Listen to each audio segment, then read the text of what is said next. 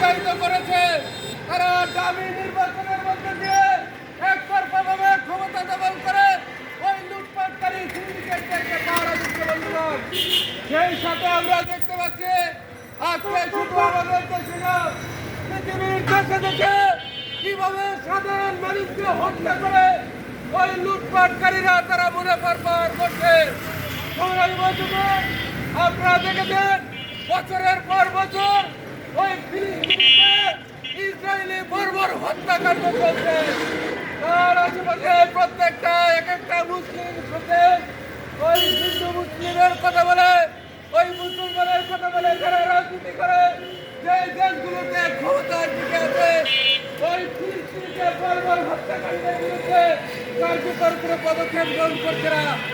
ওই ইসরায়েলের বিরুদ্ধে ওই জাতিসংঘে কোনো নিন্দা প্রস্তাব আসছে না বন্ধুগণ। আজকে আমরা দেখতে পাচ্ছি এইভাবে সাধারণ মানুষকে হত্যা করে ওই ইসরায়েলের তৎপরতা চলছে। এখন নতুন করে ওই মার্কিন সন্ত্রাসবাদীরা ওই ইসরায়েলকে মদত দিয়ে আরো ওই মধ্যপ্রাচ্যের আরো কয়েকটা দেশে যুদ্ধ বাজারের ষড়যন্ত্র করছে। আপনারা দেখেছেন কিভাবে ওই ইরানের দূতাবাসে হত্যা করেছে, কিভাবে সিরিয়াকে যুক্ত করে যুদ্ধ উন্মাদনা তৈরি করার চেষ্টা করছে। ওই ইসরায়েলের রাশিয়ার সঙ্গে যুদ্ধ চলছে। এইভাবে দেশে দেশে যুদ্ধ করে সারা পৃথিবীর সাধারণ মানুষ খেটে খাওয়া মানুষকে হত্যা করছে বন্ধুগণ। এই যুদ্ধের মধ্য দিয়ে কার স্বার্থ রক্ষা হয়? আজকে পৃথিবীর দেশে দেশে যারা বড় লোক আছে, ওই যারা অস্ত্র ব্যবসা করে জনগণকে হত্যা করে মানুষের রক্ত নিয়ে তারা মুনাফা করছে বন্ধুগণ।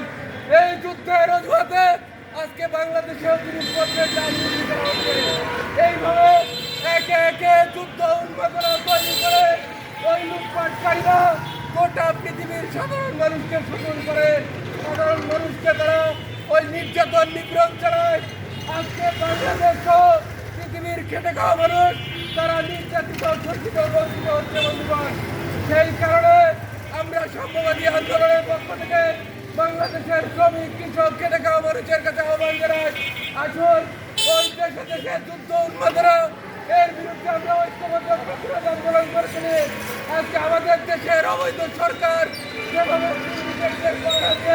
নিত্য প্রয়োজনীয় জিনিসের মূল্য বৃদ্ধি করে সাধারণ মানুষের উপর দুর্বিষহ চাপিয়ে দিচ্ছে, তার বিরুদ্ধে প্রতিরোধ আন্দোলন করে তুলে এই দেশের শ্রমিক, কৃষক, খেটে খাওয়া মানুষের ঐক্যবদ্ধ প্রতিরোধ আন্দোলনের মধ্যে দিয়ে ওই দেশে দেশে মানুষের উপর হত্যা নির্যাতনকে বন্ধ করা সম্ভব। ওই বাংলাদেশের সাধারণ মানুষের বিরুদ্ধে দাঁড়িয়ে যারা ওই বড় লোক লুটপাটকারীদের স্বার্থ রক্ষা করছে তার বিরুদ্ধে প্রতিরোধ আন্দোলন করে তোলা সম্ভব। সরাই বন্ধুগণ, সেই কারণে বাংলাদেশের সাম্যবাদী আন্দোলনের পক্ষ থেকে আজকে সারা দেশে আমরা বিক্ষোভ সমাবেশ করছি। তার অংশ হিসেবে দিনাজপুর জেলার উদ্যোগে আমরা এই প্রেস ক্লাবের সামনে বিক্ষোভ সমাবেশে মিলিত হয়েছি।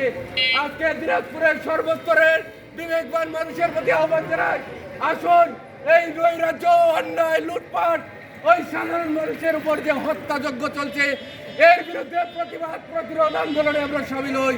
এই প্রতিবাদ প্রতিরোধ আন্দোলন মধ্যে দিয়ে দেশে দেশে শোষক নির্যাতনের বিরুদ্ধে একটা প্রতিরোধ আন্দোলন দিয়ে দেশে দেশে শ্রমিক, কৃষক, সাধারণ মানুষের পক্ষে রাষ্ট্র ব্যবস্থা পরিচালিত হবে বন্ধুগণ।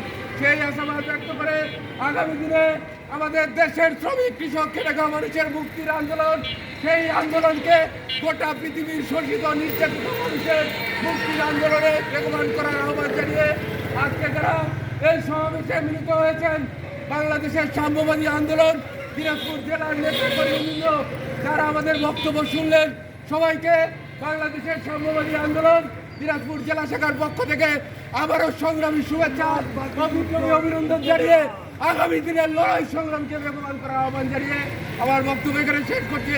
সবাইকে ধন্যবাদ। বিপ্লব দীর্ঘজীবী হোক, মেহনতি মানুষের জয় অনিবার্য, জয় সমাজতন্ত্র।